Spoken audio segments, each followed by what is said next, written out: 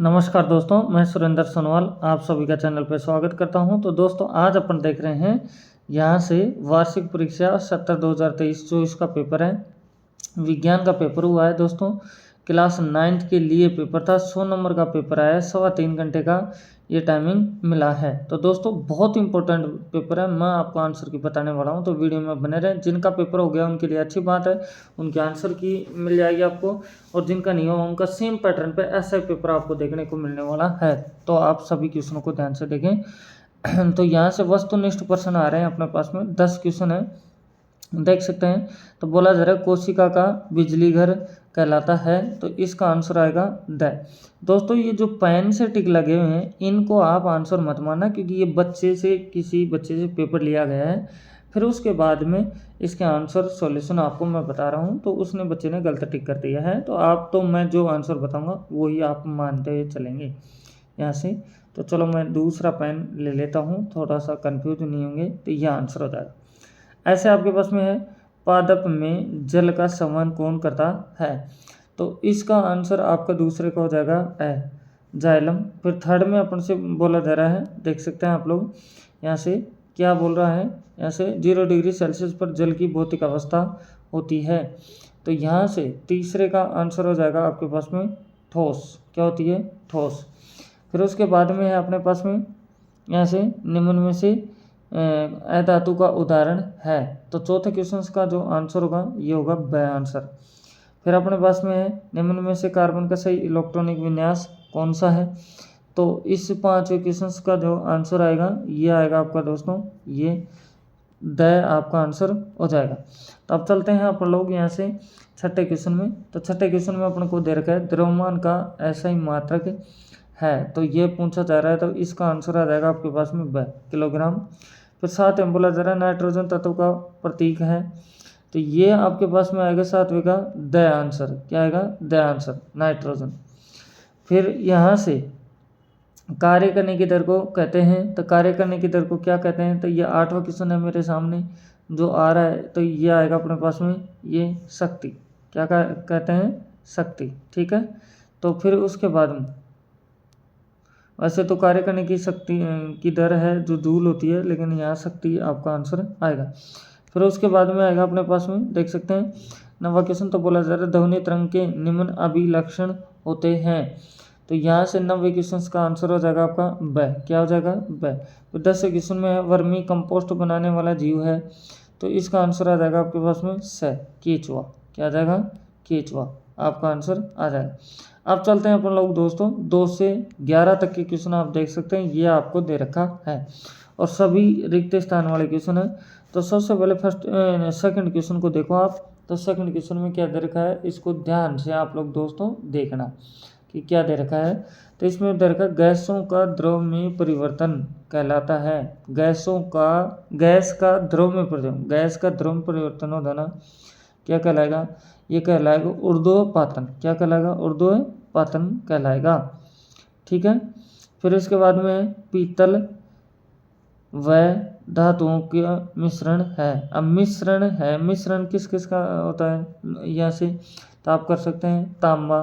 क्या करेंगे? यहाँ से आप लिखेंगे तांबा और दूसरे का नाम लिख देंगे जस्ता, है ना। तांबा और जस्ता को मिला देते हैं तो धातुओं को मिश्रण बन जाता है। फिर उसके बाद में ठोस अवस्था से सीधे गैस में बदलने की प्रक्रिया को कहते हैं, तो उसको क्या कहते हैं? तो उसको कहते हैं ऊर्ध्वपातन। क्या कहते हैं? ऊर्ध्वपातन अपन लोग कहते हैं। फिर उसके बाद में 5वां क्वेश्चन। तो बोला जा रहा है लोहे व सोडियम का लैटिन नाम है। लोहे व सोडियम का लैटिन नाम है, तो ये पूछा जा रहा है। तो इसमें अपन लोग आराम से कर सकते हैं कि यहाँ से लोहे और सोडियम का पूछ रहा है, तो सोडियम का नाम होता है यहाँ से नेट्रियम। क्या होता है? नेट्रियम। ये आप थोड़ा सा आप खुद लिख के बताएं मेरे को कि क्या होगा इसका, है ना। थोड़ा सा मेरे को यहाँ से आगे मैं चलता हूँ नेक्स्ट क्वेश्चन पे। तो नेक्स्ट क्वेश्चन पे चलने पर आपके पास में आ रहा है क्वेश्चन नंबर, ये तो उत्प्लावन बल का परिमाण तरल के पर निर्भर करता है, तो ये करता है घनत्व पे। किस पे? घनत्व पे आपका आंसर आ जाएगा।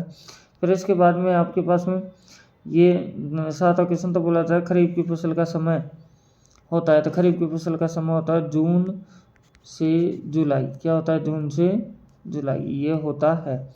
फिर उसके बाद में चलेंगे नेक्स्ट क्वेश्चन में। तो नेक्स्ट क्वेश्चन आता है अपने पास में 8वां, है ना। तो 8वें क्वेश्चन का आंसर क्या होगा, ये भी अपन को ध्यान से देखना है। तो 8वें क्वेश्चन में क्या है, पहले तो किसी वस्तु में स्थिति के कारण ऊर्जा उत्पन्न होती है तो उसको क्या कहते हैं, उसको स्थिति के कारण ऊर्जा उत्पन्न हो रही है तो उसको कहते हैं स्थितिज ऊर्जा। फिर इसको क्या कहेंगे, यहाँ से परमाणु में नाभिक की खोज किसने की थी, तो ये रदरफोर्ड ने की थी। किसने की थी? रदरफोर्ड ने। 10वें क्वेश्चन में संजीवों की संरचनात्मक एवं क्रियात्मक इकाई को कहा जाता है, तो इसको क्या कहते हैं? कोशिका। क्या कहते हैं? कोशिका कहते हैं। इस तरह से अपने पास में आ जाएगा। फिर 11वां क्वेश्चन है, तो इसमें बोल रहा है रक्त पदार्थों का वहन करता है, किस किस का? ऑक्सीजन का, पोषक तत्व, हार्मोन्स, इनका अपना आंसर आ जाएगा। दोस्तों अगर चैनल पे फर्स्ट टाइम विजिट कर रहे हैं तो चैनल को सब्सक्राइब करें, बेल आइकन प्रेस करें, अपने दोस्तों के पास शेयर करें। तो अब चलते हैं नेक्स्ट क्वेश्चन के ऊपर। आप देख सकते हैं दोस्तों, ये अपने पास में 12वां क्वेश्चन आता है। तो इसमें अपन को क्या दिया हुआ है देखेंगे आप लोग, तो ध्यान से। यहाँ से मैं अब वापस वही पेन ले लेता हूँ क्योंकि अब बच्चे ने वो यहाँ से नहीं कर रखा है। तो ये आ रहा है मेरे पास में, पदार्थ की तीनों अवस्थाओं के अंतरूपण को नामांकित चित्र कीजिए। ऐसे 13वां क्वेश्चन है, असंतृप्त विलयन किसे कहते हैं। 14वां क्वेश्चन है, हमें इत्र की गंध बहुत दूर बैठने पर भी क्यों महसूस हो जाती है। सभी क्वेश्चन दोस्तों 2 नंबर के हैं। फिर इसके बाद में 15 क्वेश्चन है, तो इसमें क्या बोला जा रहा है देख सकते हैं कि ध्वनि की प्रबलता से क्या अभिप्राय है। 16 में केंद्र के कोई 2 कार्य लिखिए। 17 में जीवद्रव्य कुंचन किसे कहते हैं। 18 में उत्तक को परिभाषित कीजिए। 19वें क्वेश्चन में है न्यूरॉन का नामांकित चित्र बनाइए।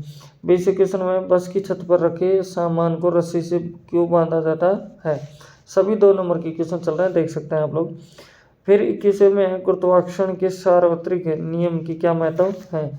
22वें क्वेश्चन में देखा है किसी ध्वनि स्रोत की आवृत्ति 100 हर्ट्ज है, 1 मिनट में यह कितनी बार कंपन करेगा, यह अपन से पूछ रहा है। फिर चलते हैं अपन लोग यहाँ से 23वें क्वेश्चन में। तो इसमें अपन से बोला जा रहा है कि निम्न पदार्थों के मोलर द्रव्यमान का परिकलन कीजिए। एक तो है आपके पास में HNO3 नाइट्रिक अम्ल कहते हैं इसको, HCl हाइड्रोक्लोरिक अम्ल कहते हैं। फिर अपन से बोला जा रहा है 24वें क्वेश्चन में सिलिकॉन और ऑक्सीजन का उदाहरण लेते हुए संयोजकता की परिभाषा दीजिए। 25वें क्वेश्चन में है दैनिक जीवन में बल के 3 उदाहरण लिखिए। 26 से 3 नंबर के क्वेश्चन आ गए। तो अब 26वें क्वेश्चन में है पौधों में सरल उत्तक जटिल उत्तक से किस प्रकार भिन्न होते हैं। फिर आपके पास 27वां क्वेश्चन है जिसमें बोला जा रहा है एक ट्रक विरामावस्था से किसी पहाड़ी से नीचे की ओर नियत त्वरण से लुढ़कना शुरू करता है। यह आपके पास में दे रखा है कि 20 सेकंड में 40 मीटर की दूरी तय करता है। इसका त्वरण ज्ञात कीजिए। तो त्वरण अपन से पूछ रहा है। दोस्तों अब पहुंच जाते हैं अपन लोग यहाँ से, देख सकते हैं आप लोग भाग 6 में आ गए हैं। 4 नंबर के क्वेश्चन स्टार्ट हो गए हैं। तो 28वां क्वेश्चन आ रहा है। तो इसमें बोला जा रहा है रदरफोर्ड व थॉमसन के परमाणु मॉडल की सीमाएं लिखिए। 29वें में यदि 2 वस्तुओं के बीच की दूरी को आधा कर दिया जाए तो उनके बीच गुरुत्वाकर्षण बल किस प्रकार बदलेगा। फिर 30वें क्वेश्चन में है निम्न में ऊर्जा परिवर्तन को समझाइए। पहले में देखा एक बैटरी बल्ब जलाती है तब, ये समझाना है। फिर आपको बताना है जब आप साइकिल चलाते हैं तब। फिर 31 में दे रखा है अंतरा फसलीकरण तथा फसल चक्र की क्या लाभ है, आपसे ये दे रखा है। फिर यहाँ से 32वां क्वेश्चन आता है तो जिसमें दे रखा आपको एक कृत्रिम उपग्रह 42,250 किलोमीटर त्रिज्या की वृत्ताकार कक्षा में घूम रहा है। यदि वह 24 घंटे में पृथ्वी की एक परिक्रमा करता है तो उसकी चाल की गणना कीजिए। यह अपन से बोला जा रहा है। 4 नंबर क्वेश्चन है। 33वें क्वेश्चन में पशुपालन के क्या क्या लाभ हैं, यह अपन को दे दिया है। फिर अपने पास में आ रहा है बाग जिसमें बोला जा रहा है 34वें क्वेश्चन में कि पौधों में एपिडर्मिस की क्या भूमिका है, समझाइए। तीनों प्रकार की पेशी रेशम के चित्र बनाकर अंतर स्पष्ट कीजिए। अब 35वें क्वेश्चन में अपने पास में दे रखा है कि बहुपरमाणुक आयन क्या होता है, उदाहरण दीजिए। और ऐसे दूसरे में तरीका निम्न के रासायनिक सूत्र बताइए, तो इनके अपन को रासायनिक सूत्र बताने हैं। फिर इसके अथवा हमें ये दे रखा है, देख सकते हैं। तो ये बोला जा रहा है द्रव्यमान संरक्षण के नियम को समझाइए, ये तरह का नियम के रासायनिक नाम लिखिए। तो ये अपने पास दे रखे, इनके रासायनिक नाम लेना है। 36 के सुंदर का पात्र तथा जंतु कोशिका का नाम आगे चित्र बनाते हुए कोई दो अंतर लिखिए। यह नहीं आता तो ये कर सकते हैं कि केंद्रक की संरचना का सचित्र वर्णन कीजिए। इस तरह से अपन को दिया हुआ है। दोस्तों अब ये अपना पूरा पेपर होता है, आप सभी ने देखा। चैनल पर फर्स्ट टाइम विजिट कर रहे हैं तो चैनल को सब्सक्राइब करें, बेल आइकन प्रेस करें और अपने दोस्तों के पास शेयर करें। मैंने बाकी पेपर सभी अपलोड कर दिए, आपने नहीं देखा तो उनको भी जाके आप देख सकते हैं।